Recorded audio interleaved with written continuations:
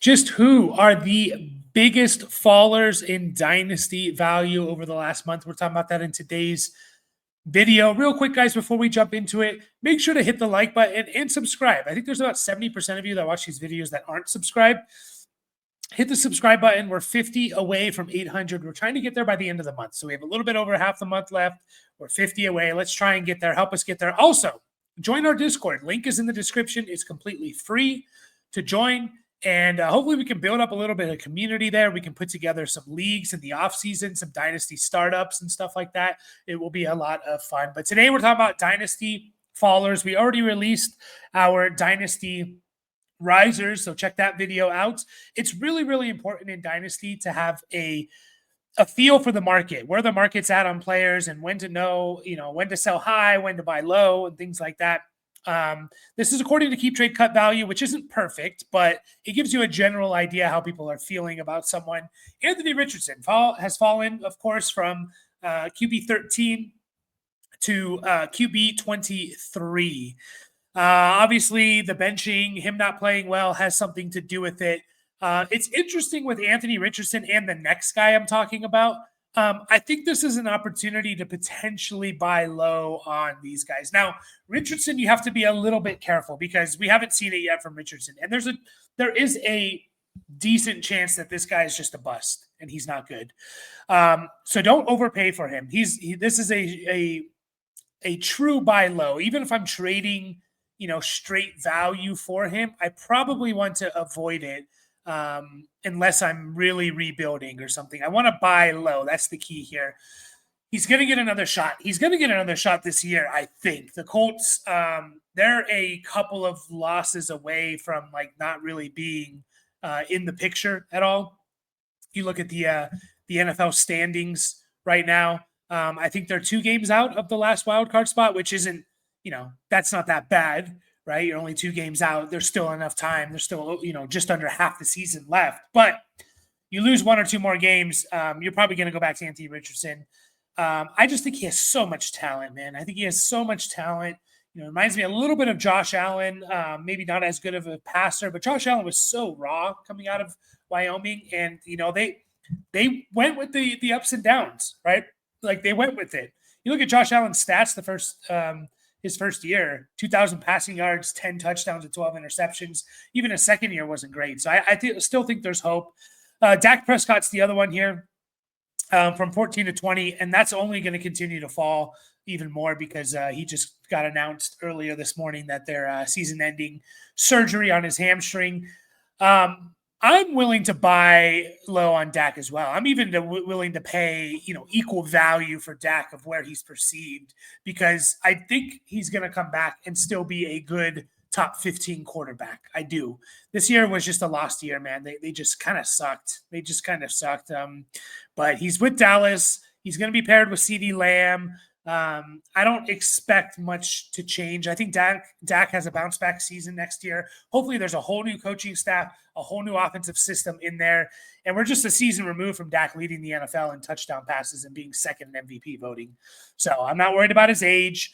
He'll be 32 years old next year. That's fine. He still has 2-3 good years, I think. So I'm buying low on Dak.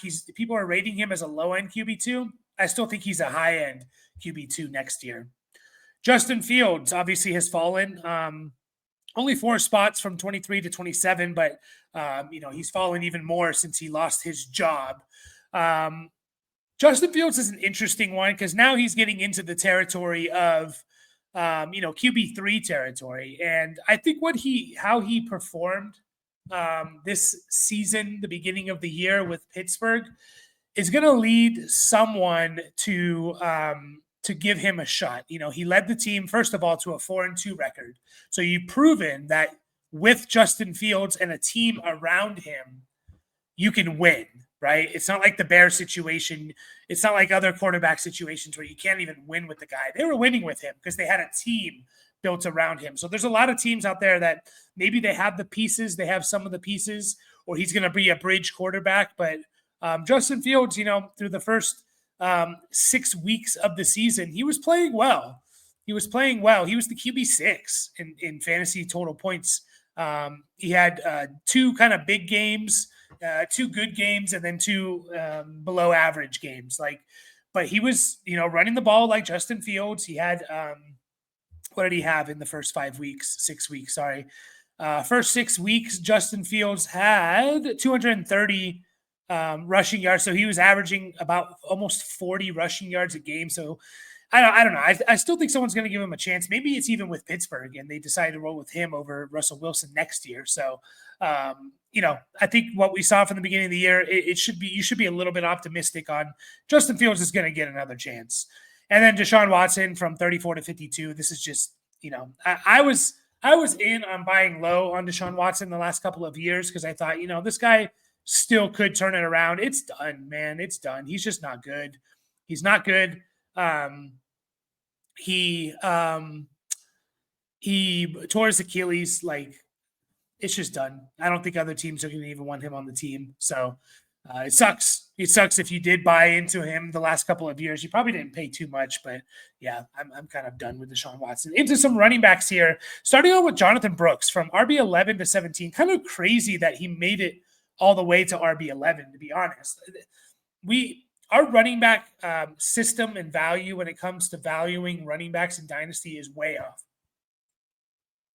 Go look at the beginning of the year. Go look at the beginning of the year about some of these running backs and where they were ranked. For example, Derrick Henry, right? Derrick Henry, at one point in the offseason, was the RB27, right? Right in the middle of this, actually the beginning of this year. And during the offseason, he got as low as the RB24. He's the RB10 now. Right? Joe Mixon. Joe Mixon's another one. Go look at where Joe Mixon was ranked during the offseason. RB24, RB25. He's the RB13 now. Right? There's another couple of guys where this has happened to. James Conner is another guy. Go look at where James Conner was ranked during the offseason. James Conner was all the way down as the RB40. He's now at the RB25, which even that's kind of low, in my opinion. We overvalue youth in running backs, and unfortunately, there's only a few running backs that we should be looking beyond 2025 or 2024, right? Beyond the coming season, right? And a lot of those guys, if you're good for me this coming season, that's all I care about, and I'm going to rank you accordingly. Jonathan Brooks is interesting. Obviously, the potential's there. They signed Chuba Hubbard, and Chuba Hubbard is not going away. And by the way, Chuba Hubbard's played really, really well this year. Really well. He's on pace for over 1,500 total yards. He's going to catch about 50 passes. He's going to score double-digit touchdowns. That is a problem for Jonathan Brooks. It really is. And the one thing in favor of Chuba Hubbard is we know he's good. We know Chuba Hubbard's good. We don't know if Jonathan Brooks is good. We just don't. I think he's good, but we don't know that. So I'm a little bit worried. I would have sold at the RB11 even before the Chuba Hubbard signing, just because there's a good chance that's the highest you're ever going to see Jonathan Brooks is RB11. There's still potential there, and he still could just win that backfield. They paid Miles Sanders as well, and look what Miles Sanders did, nothing. So just an interesting talking point on Jonathan Brooks. And Chuba Hubbard, I think, is going to be a problem for Jonathan Brooks and his fantasy value. Travis Etienne just keeps falling from 18 to 30. It's just a mess. It's a mess in Jacksonville. They're going to be firing their head coach. Trevor Lawrence is probably not going to come back this year. Maybe he does. I don't know. But, what's the point? Just go for the top pick in the NFL draft, right? And then trade it and get a haul, right? They currently have the top pick. Just tank, Jacksonville. Just tank. I know Doug Peterson's not going to want to do that and all that, but just tank, Now, that being said, because Bigsby's also a faller, Bigsby has fallen quite a bit as well. And I didn't add him on here because I figured I can just talk about these two together. Bigsby's fallen from 21 to 27. I'm always worried about running backs when a new coaching staff comes in, because running backs are so scheme dependent and whatever, the coach, think of Dameon Pierce, right? Dameon Pierce is the perfect example of oh, wow, he's amazing, right? A new coaching staff comes in. It's nah, he doesn't fit what we want, how we want our running backs to play, right? He doesn't have the skill set that we want, and now he's nothing. That worries me about guys like Tank Bigsby and ETN. That being said, if I felt more confident about one of the players having a bigger impact next year, it's still ETN, just because of his relationship with Trevor Lawrence. So, and I think his skill set, ETN's, is a little bit more adaptable to a lot of different schemes. And he's a weapon with the ball in his hands. He just hasn't been healthy, and Jacksonville's been piss poor. So, am I saying buy low on ETN? I mean, if you could buy incredibly low on him, get him as like a throw in, sure. But I'm not spending, anywhere close to, significant draft capital for him. Braylon Allen, this is a perfect example of how we overrate running backs. He got as high, he might have even been higher than the RB20. I'm going to check that out right now. He's the RB33, 34 now, since I made this, 34. He got as high as the RB16. For what? For what? Because the guy looked good on like 8 carries, backing up Breece Hall, because he scored 2 touchdowns on like 12 touches, which is not sustainable. Like, what? Why? Why was he? I don't get it. I don't get why he was ranked this high over. We do this every year. Kendra Miller is another. Kendra Miller, guys, was ranked over all those guys I talked about before. Derrick Henry, Joe Mixon, James Conner. Kendra Miller heading in during the offseason was ranked over these guys. He got as high as the RB22. Like, he was ranked over guys like Derrick Henry and Joe Mixon and James Conner. Why? Because we assume he's going to take over the role. Like, we have to kind of see it with running backs. I know we need to project a little bit, but sometimes we go way too far. And Braylon Allen is a perfect example. He got to RB20. Like, I know he looked good and limited. He's not overtaking Breece. He's not. He's just not. So you should have sold high on him. Could he still be a good player? I'm not arguing that.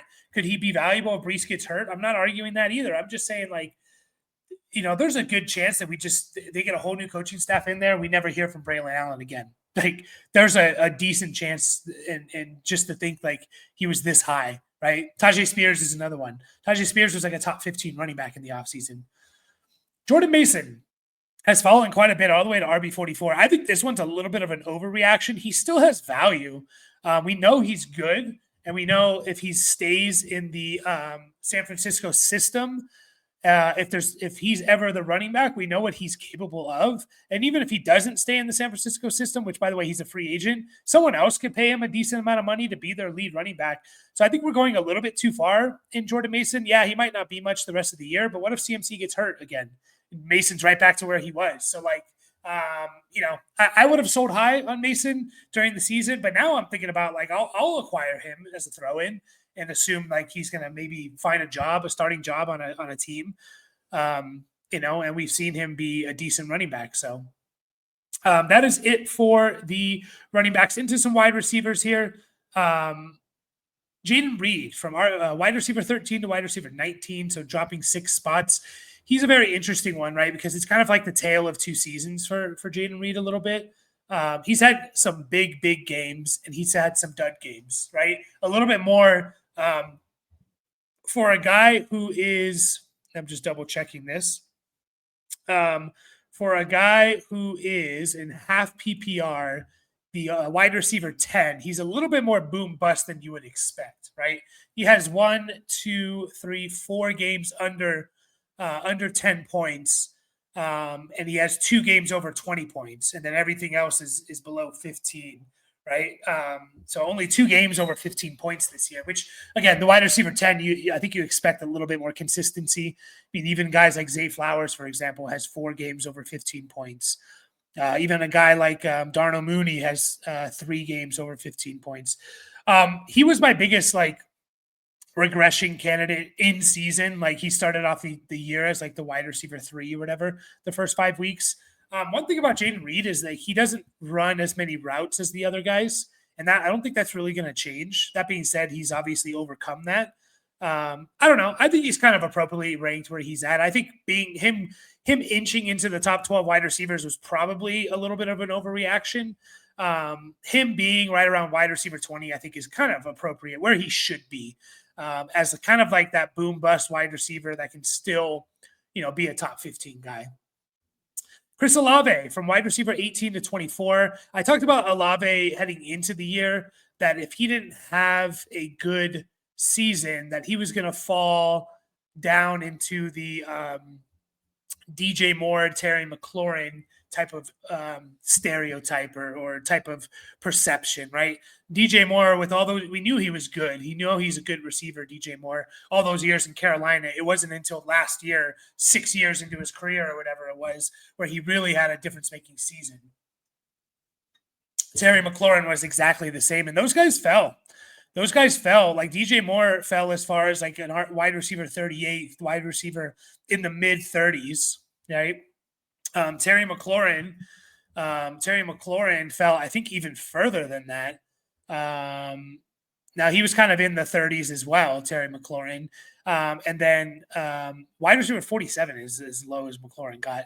And then he now obviously shot back up. So I feel like Olave is going to be falling into that tier now, especially as we get more rookies in and stuff, unless he comes back and like really looks good. But he's on IR. He's going to miss 3 more weeks. So for our fantasy regular season, he's basically done.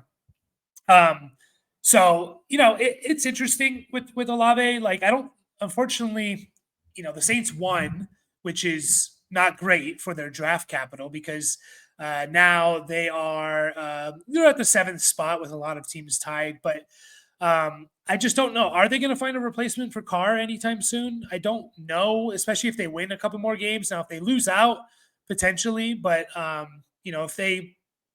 if they win a couple more games, they're not going to be in a position to get a top quarterback. And so I just worry that Olave is going to continue to like fall and be in this tier. So if he falls more, just like with McLaurin and DJ Moore, I was in on McLaurin. Even when they drafted Jaden Daniels, people weren't really in. I was telling people like, go get Terry McLaurin.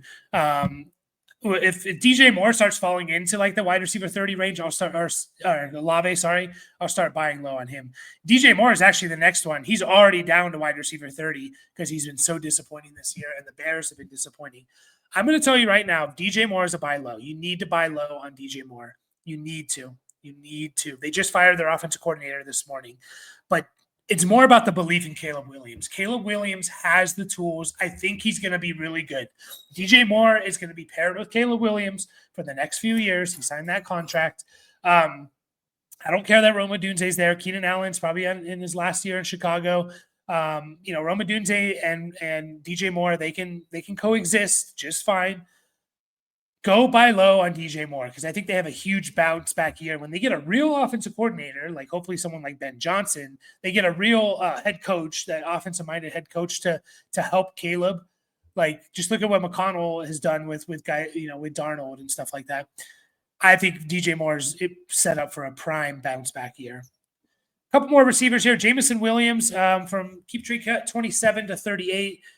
I guess part of this had to do with the suspension, which is a little bit of a overreaction. It was only a 2-game suspension. He shouldn't have fallen 10-plus spots for a 2-game suspension. He's an interesting one, though, because he started off the year, and I was super in on him. 20 targets. I didn't care about the stats he was putting up. 5 for 121 and a touchdown, 5 for 79. I cared more that he had 20 targets the first 2 weeks. Since then, guys, 20 targets the first 2 weeks. Since then, which is 5 games, he has 15 targets in the last 5 games that he's played. That's alarming. Now, he can catch one pass for 50 yards and a touchdown, but it's alarming. And also, this Lions offense, this is kind of how they want to operate. They don't want Goff to throw the ball more than 25 times, which is why even Amon-Ra St. Brown's not having, like, he's having a good year, but not a great year. And Laporta and stuff. They want to operate this way. This is how they want to operate. Last week where he threw 30 times, that was a lot for him. That was not what they wanted to do. That makes me a little bit worried about Jameson Williams. He's also already sneakily coming up on his last year of his rookie deal next year. So that's another concern. Like, where is he going to go after this? I need to see something from Jameson, or I think he's going to continue to fall, and he's going to fall just like Xavier Worthy, kind of in the same tier. Now, Worthy, you give a little bit more of a benefit of the doubt because he's a rookie and he can still turn it on. It's just kind of weird how the Chiefs, I don't know if this is because of Worthy. I don't know if this is more because of Andy Reid. Like, the Chiefs are winning games, so maybe they don't have this urgency to like involve Xavier Worthy more. But he was much more than just a deep threat at Texas. Like, this guy was one of my favorite players. He was a really good route runner, could kind of win at all levels of the field, the short, intermediate, and deep game. And they're just not really targeting him that way for whatever reason. And, he started off the season okay. He was getting touchdowns and stuff. But since, the last 2 weeks, only 6 targets and 1 catch. And that's with guys like Rashee Rice out. It makes me a little bit worried.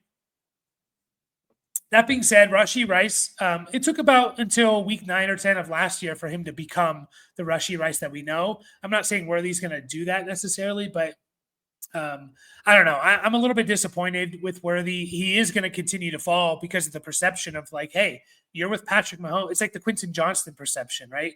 You're with Patrick Mahomes and you have opportunity. You're with Justin Herbert and the opportunity is there. Why aren't you doing more? So he's going to continue to fall. I hope over these last 7-8 weeks of the season or so, 7 weeks, I think, we see the potential, a 3-game stretch from Worthy and being like, this is what I expected, and this is what we can expect for next year. If not, he's going to continue to fall, but he might get to the range of like, hey, let's buy low on him. Oh, and we'll finish up with some tight ends here. Dalton Kincaid from tight end 4 to 7. Not a huge drop, but huge enough when you're already in the top 5. I think it's a good lesson for us. Like, we can't just assume that a tight end is going to be the focal point of the offense. There's very few tight ends in the history of the NFL that have been the focal point of a team's offense. Guys like Travis Kelce, Mark Andrews for a year, Gronk and stuff like that. Guys like that, sure. It's very, very rare. And we all expected that from Kincaid. And really, he's just kind of another guy at the tight end position. He really, really is. He's also a little bit hurt, but that's not why he's this far. He's a low-end tight end 1. And you could have gotten probably really good value for him. In general, unless you play in heavy tight end premiums, like 2+ points per reception for tight ends, I'm always trading tight ends, and I'm just going to roll with like another tight end that's ranked as the tight end 15 or whatever. So just a note on tight end strategy. Jake Ferguson from 7 to 13. I'm kind of in on just buying low on the Cowboys in general if they fall too far, just because I think they're going to bounce back. They're going to get a better offensive coach in there next year, and I expect a little bit of a bounce back here. So Ferguson, he's fallen a bit. He was injured. He hasn't done well this year. He doesn't have a touchdown this year. 42 catches is nice, 358 yards. He did get hurt, right? I thought he missed a week. Maybe he didn't. I don't remember. But not good for Jake Ferguson. But I'm okay. Like, if he starts falling even more, like, I'm okay with buying low on Ferguson. Here's a guy that I never understand why we rank him where we do is Dallas Goedert. I know he was hurt as well, but even coming into the year, like, Dallas Goedert was being severely underrated. You go back and look at like his per game stuff, and he's like still a top 7 tight end. Last year he was. This year, not as much. That being said, on a per game basis, Dallas Goedert is still the tight end 8. He's still the tight end 8. Why do we keep like ranking Goddard like as a low end tight end 2 or a mid tight end 2? He's a tight end 1, and he's the perfect guy. Like, if I could trade off of Kincaid and get Goddard, I'm happy with it. Like, that's even with a goose egg, by the way, for Goddard. I think he might have left that game early. I'm going to double check that right now. He left that game after 5% of the snaps. He literally got hurt on the first drive. You take that game out from Dallas Goedert. He has put up 51.6 half PPR points in 1, 2, 3, 4, 5 games. That's an average of 10.3 points. That would be good for the tight end 3 this year on a per game basis. That's how good Goddard is. We severely underrate him. Last one is Isaiah Likely. Always, he got up as high as like a top 7 tight end, I think, which was crazy nonsense. Like, what are we doing? Should have sold high on him. We didn't. A lot of you didn't. He's just like, you can't trust the tight end 2 for a team that's not going to throw the ball much. We can already, like, their wide receiver 1 is already a little bit inconsistent. He's good, but a little bit inconsistent. Their tight end 1's a little bit inconsistent. They run the ball. Like, we can't rely on the tight end 2. So That is it for the Dynasty Fallers. We're going to be doing this around the beginning of every month. This one's a little bit later, but expect to see this again beginning of December. Again, join our Discord in the chat, link in the description, I should say. We'll get a community there. We'll put together some new leagues. And don't forget to subscribe. Much appreciated. And we'll see you all in the next video.